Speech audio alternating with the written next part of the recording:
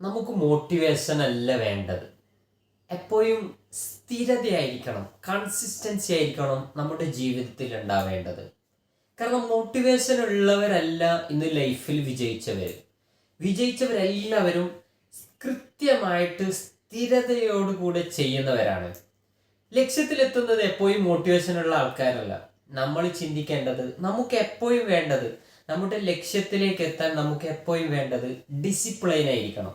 കൃത്യമായിട്ട് എല്ലാ ദിവസവും ചെയ്യാൻ നമ്മളെ കൊണ്ട് കഴിയണം. എങ്കിൽ മാത്രമേ നമുക്ക് നമ്മുടെ ലക്ഷ്യത്തിലേക്ക് എത്താൻ കഴിയൂ. എങ്ങനെ നമുക്ക് ജീവിതത്തിൽ ഡിസിപ്ലൈൻ ആവാം എന്നുള്ള ഒരു 3 കാര്യങ്ങളാണ് നമ്മളിവിടെ പങ്കുവെക്കുന്നത്. അതിലൊന്നാമതായിട്ട് ചെറിയ കാര്യങ്ങളിൽ തുടങ്ങുക.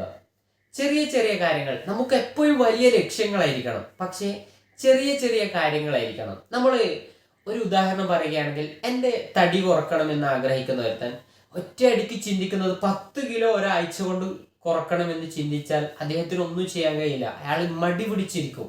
പക്ഷെ അയാൾ ചിന്തിക്കേണ്ടത്, എനിക്ക് 10 കിലോ കുറക്കണമെങ്കിൽ ഞാൻ ഇന്ന് ഒരാഴ്ച കൊണ്ട് അല്ലെങ്കിൽ 10 days കൊണ്ട് 1 കിലോ കുറക്കുന്നു എന്നുള്ളതായിരിക്കണം. സ്റ്റെപ്പുകൾ ചെറുതായിരിക്കണം. അങ്ങനെയുള്ള ചെറിയ ചെറിയ ടാസ്കുകൾ കൊണ്ടായിരിക്കണം നമ്മൾ തുടങ്ങേണ്ടത്.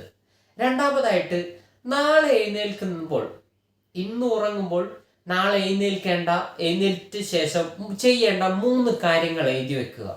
നാളെ എന്തൊക്കെ കാര്യങ്ങളാണ് ചെയ്യേണ്ടത് എന്നുള്ള 3 കാര്യങ്ങൾ മാത്രം എന്താക്കുക, എഴുതി വെക്കുക.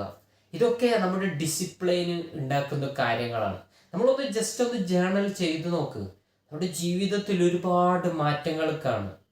മൂന്നാമതായിട്ട്, കാലാവസ്ഥ നോക്കാതെ, നമ്മുടെ അവസ്ഥ എന്താണെന്ന് നോക്കാതെ, മൂഡ് നോക്കാതെ, ഇമോഷൻസ് നോക്കാതെ നമ്മൾ കാര്യങ്ങൾ ചെയ്യുക. എന്ത് വിഷയങ്ങൾ എടുത്താലും നമ്മൾ ചെയ്യാൻ ആഗ്രഹിക്കുമ്പോൾ ചിലപ്പോൾ എന്തെങ്കിലും കാരണങ്ങൾ പറഞ്ഞുകൊണ്ട് നമ്മളതിങ്ങനെ നീട്ടിവെക്കുന്നുണ്ടാവും.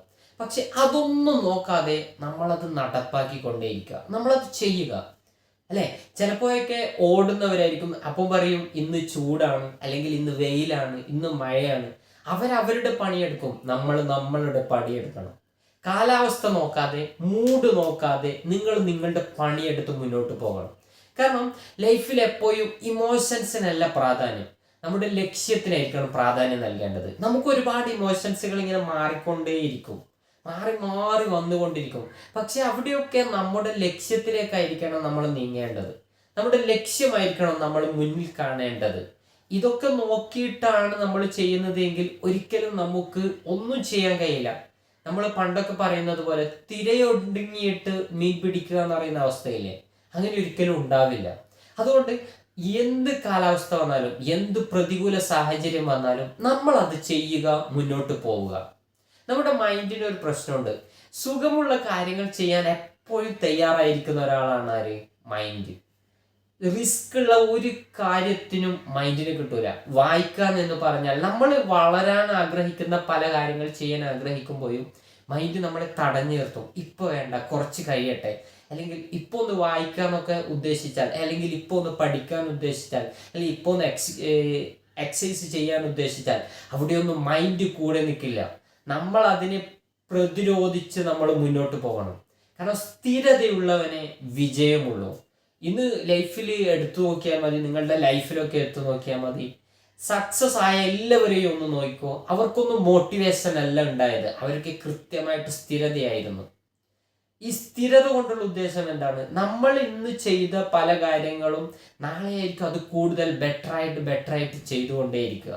നമുക്കുണ്ടാകുന്ന തെറ്റുകൾ തിരുത്തി മുന്നോട്ട് പോകുന്നവനാണ് ഈ സ്ഥിരതയുള്ളവൻ.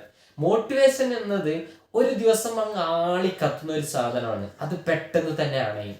അതുകൊണ്ട് ജീവിതത്തിൽ മോട്ടിവേഷൻ അല്ല വേണ്ടത്, കൺസിസ്റ്റൻസിയാണ്. കൃത്യമായിട്ട് ചെയ്യുകയും സ്ഥിരമായിട്ട് ഡിസിപ്ലിനോട് കൂടെ മുന്നോട്ട് പോകുന്ന ഒരുത്തനായിരിക്കണം.